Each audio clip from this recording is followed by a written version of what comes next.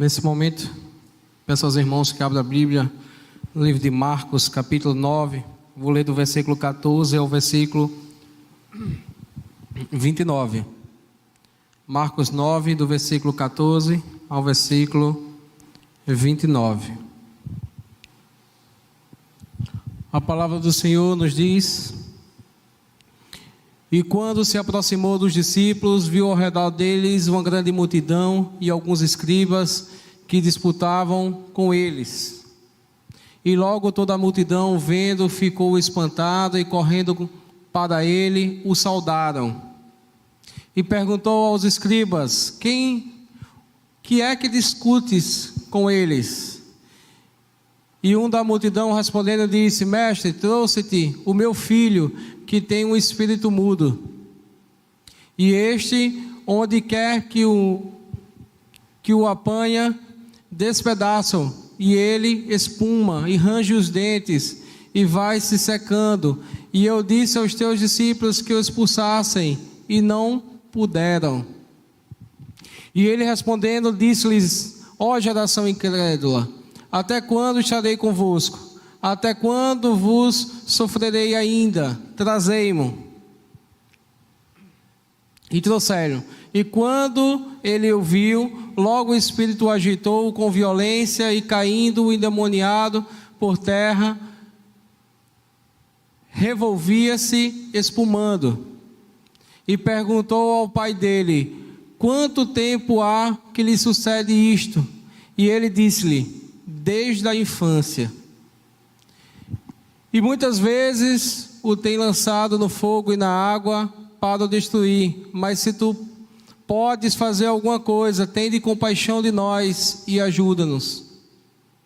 E Jesus disse: Se tu podes crer, tudo é possível ao que crê. E logo o pai do menino, clamando com lágrimas, disse: Eu creio, Senhor, ajuda a minha incredulidade. E Jesus, vendo a multidão, concorria, repreendeu o espírito imundo e disse-lhe: Espírito mudo e surdo, eu te ordeno, sai dele e não entres mais nele. E ele, clamando, agitando com violência, saiu, e ficou o menino como morto, de tal maneira que muitos diziam que estava morto. Mas Jesus, tomando-o pela mão, o ergueu, e ele se levantou. E quando entrou em casa, os seus discípulos lhe perguntaram à parte, que o não puderam nos expulsar. E disse-lhes: Esta casta não pode sair com coisa alguma, a não ser com oração e jejum. Meus irmãos, nesse versículo aqui, nesse capítulo aqui, quero destacar alguns versículos, onde, lá no versículo 19, o Senhor nos chama de uma geração incrédula, justamente porque nós não cremos. No versículo 23, ele diz: Se tu crê, ao que crê, tudo é possível. E ele termina dizendo: E ele disse-lhes: Esta casta não pode sair com coisa alguma, a não ser com oração e jejum. Aqui ele fala da importância da oração, e é justamente isso que eu quero meditar com os irmãos hoje. Veja que aqui mostra um exemplo de quando Jesus chega em um lugar. E esse é apenas um dos exemplos de muito quando Jesus chega. E aí eu quero começar, os irmãos, dizendo que quando Jesus chega a algum lugar ou na vida de alguém, coisas extraordinárias acontecem, ou podemos dizer que coisas novas acontecem na vida dessa pessoa.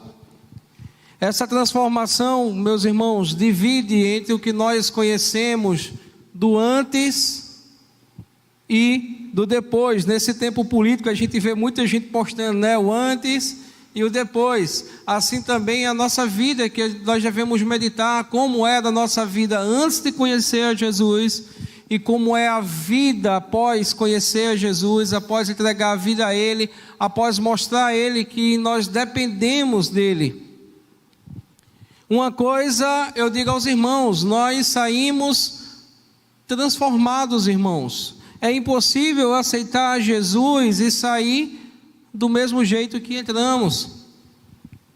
Todo testemunho que nós escutamos de conversão traz essa característica de mudança de vida. Eu acho que os irmãos já viram e ouviram muitos testemunhos de conversão. E quando alguém dá um testemunho de conversão, o que é que a gente escuta mais? O que é que nós escutamos mais? Que mudança de vida essa pessoa teve após aceitar Jesus como seu único e suficiente Salvador. Há pessoas, agora eu quero destacar uma coisa: há pessoas que conhecem Jesus de perto, até mesmo de forma íntima, mas nunca chegou a provar do seu poder transformador. Como é que pode, Jean, a pessoa conhecer Jesus de perto, conhecer Jesus de uma forma íntima e não provar desse poder transformador? Nós tivemos um exemplo na Bíblia que foi o Judas. Ele andou com Jesus, ele esteve com Jesus, e mesmo assim no final o que foi que ele fez? O traiu. Alguém pode chegar até a conhecer muita coisa sobre Cristo, sem nunca, ter conhecido.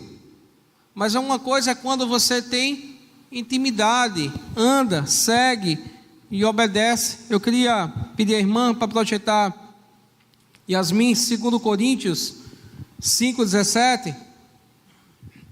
2 Coríntios 5,17. Ele nos diz que assim que, se alguém está em Cristo, nova criatura é, as coisas velhas já se passaram, e eis que tudo se fez novo, irmãos. Não podemos olhar para trás, para o nosso passado. Tem muitas pessoas que é ligado muito no nosso passado, e acha que não é digno de Cristo. E nós vimos aqui nesses versículos, quando Jesus chega, uma vez eu ouvi uma frase que eu concordo com ela, em gênero, número e grau, que certa pessoa diz que qualquer lugar é normal, até Jesus passar por ele. E aí eu quero meditar com os irmãos, rapidamente, sobre 3 tópicos do que aconteceu quando Jesus entrou em nossa vida. E o primeiro tópico é que Jesus chega e acaba a confusão. Como assim, irmãos? Olha só. No início aí do versículo 14, 15, 16, diz que os discípulos e os fariseus e pessoas ali discutiam o problema que aquele jovem tinha. Todo mundo estava perturbado, não sabia como resolver aquele problema. Aquele lugar estava acontecendo ali, era um lugar momentaneamente de confusão. E se fosse uma situação como essa nos dias atuais? Aí eu pergunto, como nós nos comportaríamos? Será se seria um local de confusão? Depois da chegada do mestre, meus queridos, depois da chegada do mestre ali, tudo foi transformado. E assim também é com a nossa vida. Uma vez que nós aceitamos o mestre em nossa vida, com a chegada dele em nossa vida, tudo ele é transformado. E nós não podemos esquecer de outras situações que Jesus também acabou com a confusão. Como vou citar 3 exemplos que está no livro de Marcos. Como, por exemplo, quem não lembra da tempestade que Jesus acalmou? Muitos ali achando que ia afundar, que iria acabar tudo, e ele acalmou. A cura do cego, Bartimeu, a ressurreição da filha de Jairo. Nós encontramos em Lucas 7 também a ressurreição do filho da viúva de Naim. Nós temos outros exemplos. Em nossas decisões, eu também quero dizer aos irmãos que uma aplicabilidade na nossa vida é que em nossa vida Deus não causa confusão. Muitas vezes nós entregamos algumas decisões nas mãos de Deus e dizemos: Deus, que seja feito a sua vontade. Mas eu quero dizer aos irmãos que Deus não causa confusão em nossas decisões. Jean, como ter a certeza que essa é a vontade de Deus? Ele nos dá a paz, irmãos. Nós temos a paz. Isso traz paz ao nosso coração. O segundo ponto, quando Jesus chega, vem a solução vem pela fé, que é aí do versículo 20 ao versículo 24, que é quando trouxeram aí, o pai do jovem reconheceu a sua fraqueza a Jesus, e isso às vezes é o que nos falta. Irmãos, nós podemos ter de um ano, um mês, um dia, até a nossa vida inteira dentro da igreja, nós sempre temos que pedir misericórdia e graça a Deus todos os dias.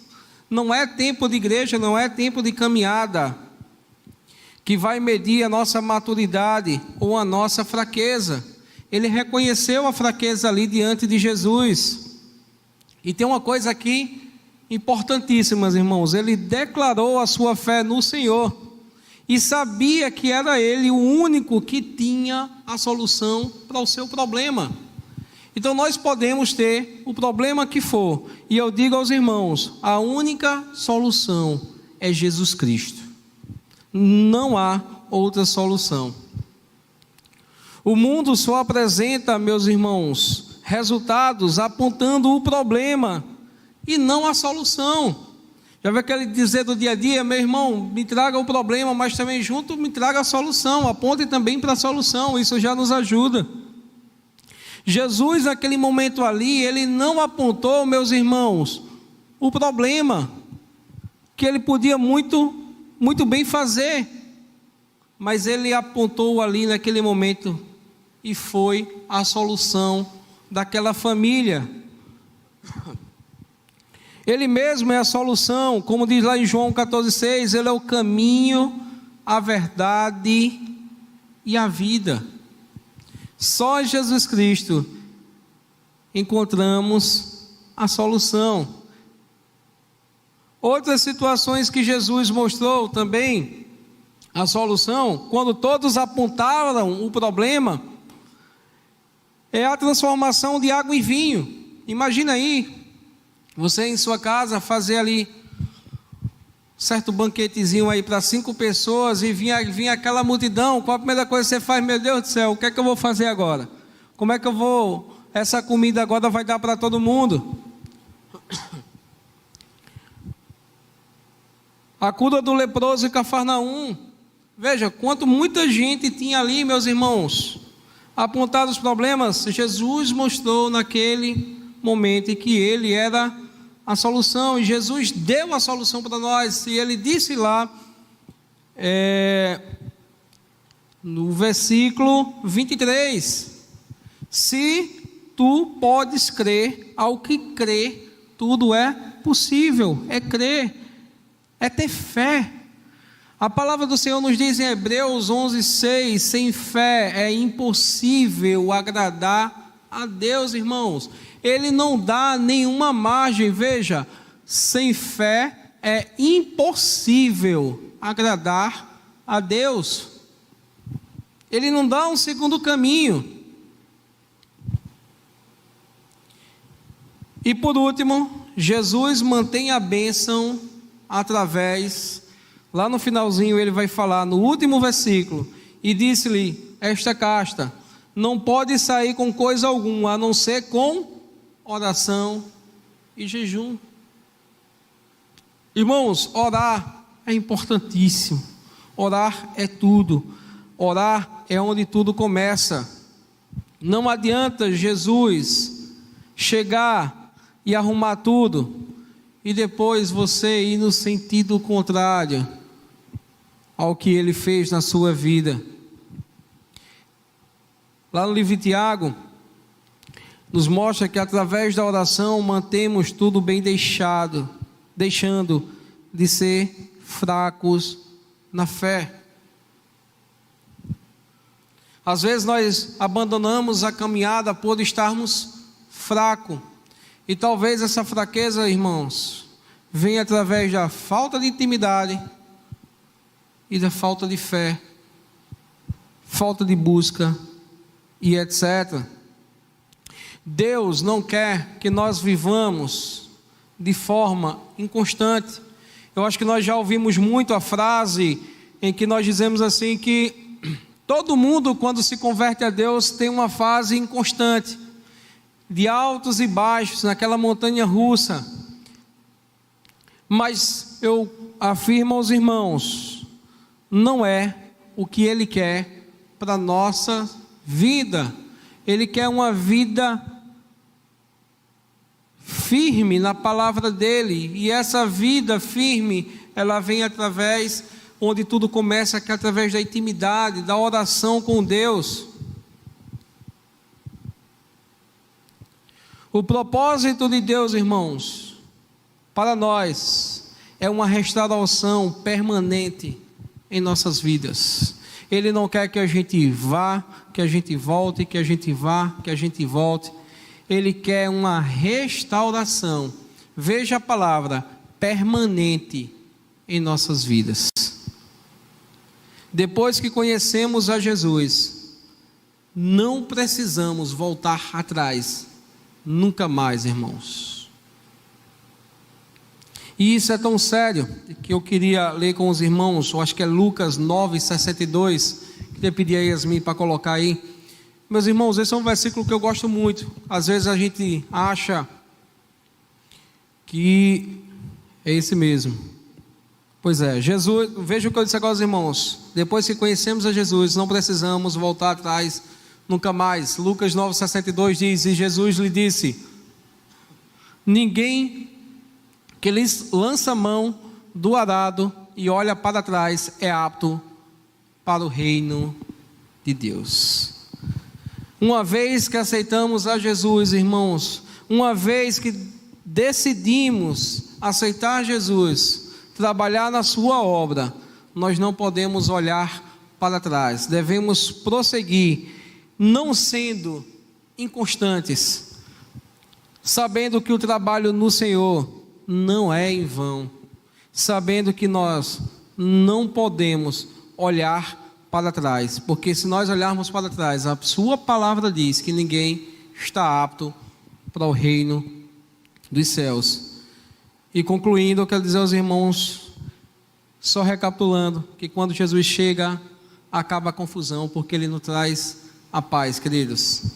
Vem a solução, porque nós continuamos em oração, crendo que Jesus fará em nossas vidas a sua vontade, vontade esta que é boa, perfeita e agradável. Que Deus, com a sua infinita misericórdia, nos abençoe e nos capacite, e que nós todos os dias prossigamos para o alvo, que é Jesus Cristo. Pai amado, eu te agradeço pela oportunidade, Senhor. Obrigado por trazer essa mensagem ao coração dos nossos irmãos. Obrigado por ter colocado no meu coração estas palavras. É assim que eu te oro, agradecido, Senhor, em nome de Jesus. Amém.